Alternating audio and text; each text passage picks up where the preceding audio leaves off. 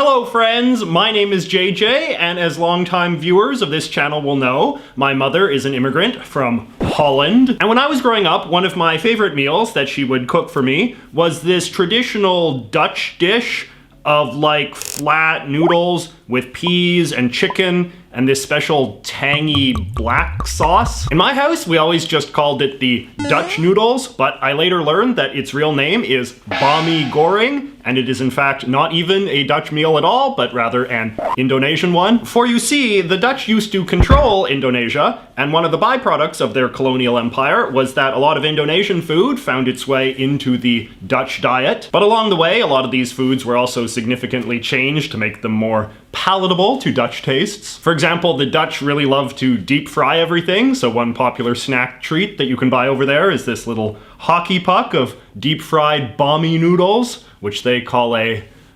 bami schethia. It did go both ways, however. The Indonesians wound up eating a lot of Dutch food as well, including hagelslaw, which are like these little chocolate sprinkles on toast, and poffertjes, which are mini pancakes. So today we are going to look at some more stories of stuff like this. What are some other examples of ways in which one country has come to eat the traditional food of another, and how much did they change along the way?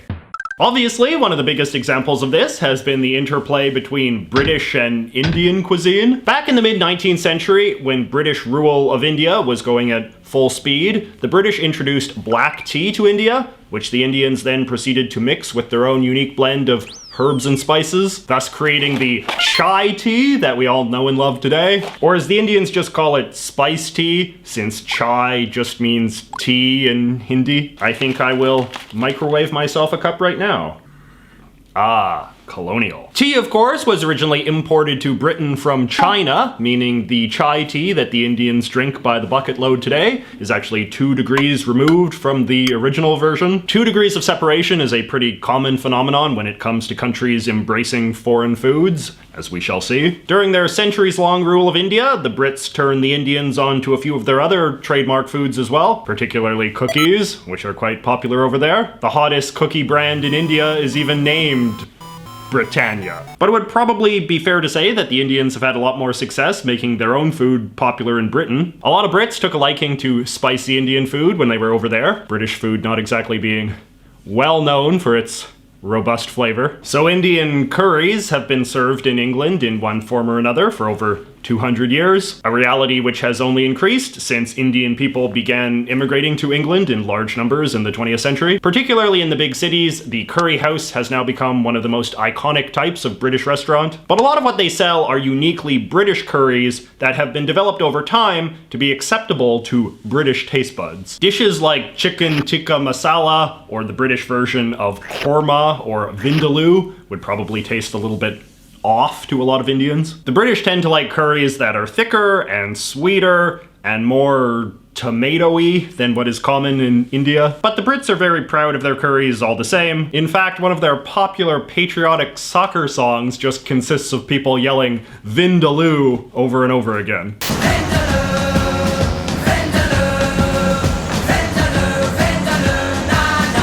A fun fact about Vindaloo curry, however, is that it isn't even traditionally Indian. It was actually a meat dish from Portugal that the Indians took a liking to during their interactions with the Portuguese in the 16th century. Vinha da los is what the Portuguese called it. So in other words, what the Brits are eating is a Britishified version of an Indianified version of a dish from Portugal. 2 degrees, you see? Now, the popularity of curry in Britain has had consequences for other countries. During the late 19th century, for instance, when Britain was becoming a closer military ally of Japan, British sailors are said to have introduced Indian curry to the Japanese. Today, curry is a very popular fast food in Japan, much more so than I think a lot of foreigners might expect. I know when I was in Japan, I was very surprised at the number of curry chains everywhere, as well as the vast assortment of curry mixes you could buy at the supermarket. But once again, thanks to multiple degrees of separation, Japanese curry is now pretty far removed from the Indian version. I'm sure most Indians wouldn't even recognize what the Japanese are eating to be curry at all. It's really more of a sort of semi-sweet gravy stew, often served with miniature onions and ginger slices and deep-fried pork. Yet the Japanese think that this is traditional Indian food and will often advertise it with little cartoon drawings of stereotypical Indian guys and whatnot. Japanese cuisine in general is quite surprisingly internationalized. We often think of Japanese food as an example of a very authentic type of national cuisine that hasn't been overly tainted by foreign influences, which is of course a very common stereotype of Japanese culture more broadly. But in reality, their food scene has just as much foreign influence as anywhere in the West. For example, another thing that really struck me about Japan was just how much bread they eat. You go to any Japanese supermarket and they will have a huge bakery section full of all sorts of different rolls and buns and things. Bread is not native to Japan, however. It was introduced to them by the Portuguese sometime in the 16th century. To this day, they still call it pan, which is some sort of Japanese corruption of the Portuguese word for bread, which is pau. One of the favorite Japanese bread snacks is what they call melon pan, which is a Japanese version of concha, which is a crusty sweet bread, very popular in Mexico, but originally from somewhere in Europe. Melon pan slash concha is actually a good example of a food that has been so thoroughly embraced by a different country that the country it originally came from has sort of been lost to time. The Japanese also eat something known as curry pan, which is a kind of American-style jelly donut that's full of curry. It always reminded me of the thing that one of the bad guys in Fantastic Mr. Fox eats. But in any case, curry pan and melon pan are so popular in Japan, they even have these little superhero characters called Curry Pan Man and Melon Pan Girl, who are very popular with babies. All right, so south of Japan, we have Vietnam, which is another very good example of a country whose cuisine has been very heavily influenced by its colonial past. Vietnam was colonized by France, the land of cafes, baguettes, and rich desserts. As a result, the Vietnamese love to eat baguette sandwiches known as banh mi, a distinctive type of drip coffee they call café, and a type of custard known as bánh flan, which is the Vietnamese version of creme caramel. In fact, even the most iconic Vietnamese dish of all, pho, is a product of French influence. Pho is said to be rooted in a Vietnamese effort to create a Vietnamese version of a traditional French beef and vegetable soup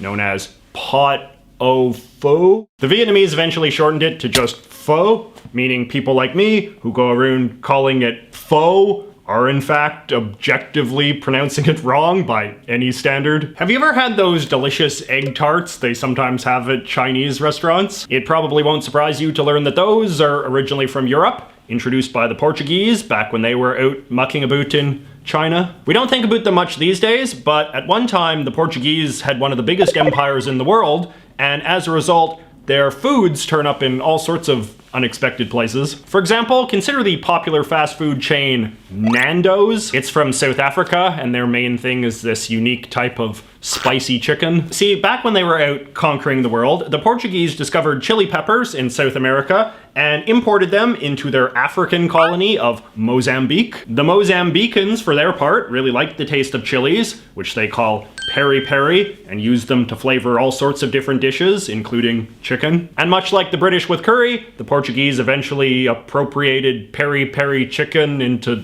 their own thing. Today it is probably the best known Portuguese food in the world, after those tarts. But why is Nando's a South African company, you ask? Well, during the 1960s and 70s, the Portuguese launched a very brutal war against pro-independence rebels in Mozambique, and a lot of white Portuguese settlers living in Mozambique then fled to next door South Africa, which under the apartheid government of that time was allied with Portugal. And one of those Portuguesers who made the move was Nando Duarte, the founder of Nando's. So I guess that's a somewhat problematic story, but Nando's tries to make up for it by being one of South Africa's most progressive companies, very big into LGBT rights and that sort of thing. All right, so how about America? Now, the United States never had much of an empire compared to the countries in Europe. Its main territorial conquests in the age of imperialism were in Mexico, and I think most of us are pretty familiar with the way that traditional Mexican foods have been absorbed into the American diet over the years, with gigantic cheesy tacos and burritos and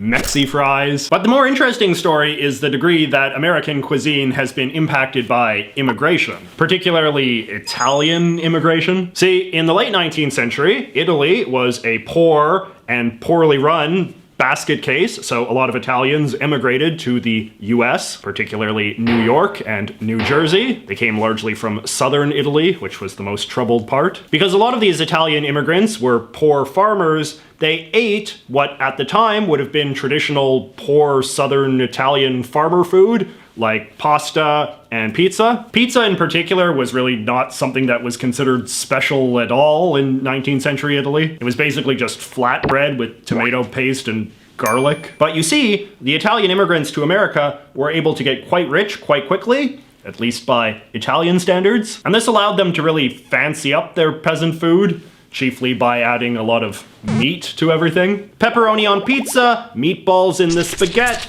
beef in the ravioli, excuse me, beefaroni. After World War II, this decadent Italian-American food was also some of the first to get caught up in the great American post-war craze of making food super mass-produced and convenient. Because pizza and pasta are made of relatively simple ingredients, it is very easy to manufacture quickly and at a massive scale, much like that other most beloved American immigrant meal, the hamburger. This is one of the reasons, by the way, that so-called authentic Italian pizza that you buy at those fancy restaurants with the red brick oven and all the rest are just a load of BS. Unless you're eating that really boring margarita-style pizza, you are not eating anything that a 19th century Italian peasant would recognize. Italian-American cuisine was also exported to America's most prominent overseas colony, the Philippines, which America ran from 1898 to 1946 after acquiring them from Spain. To this day, Filipinos are very fond of eating American-style spaghetti with meat sauce, except that they also put banana ketchup in it to make it sweet, and sometimes cut up bits of salty Filipino-style hot dogs. You can see that they've put their spin on everything. Even good old American apple pie.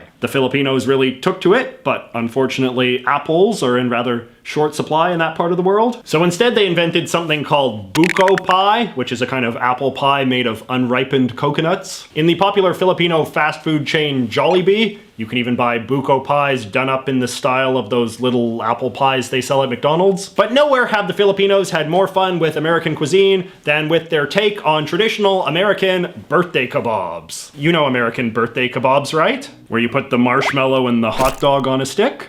Ivanka Trump does it, and the Filipinos do it too. Anyway, let me know in the comments if you know any other good examples of where one country eats a modified version of some other country's traditional food. If you enjoyed this video, you may also enjoy this video I made about school lunches of the world. All right, see you all next week.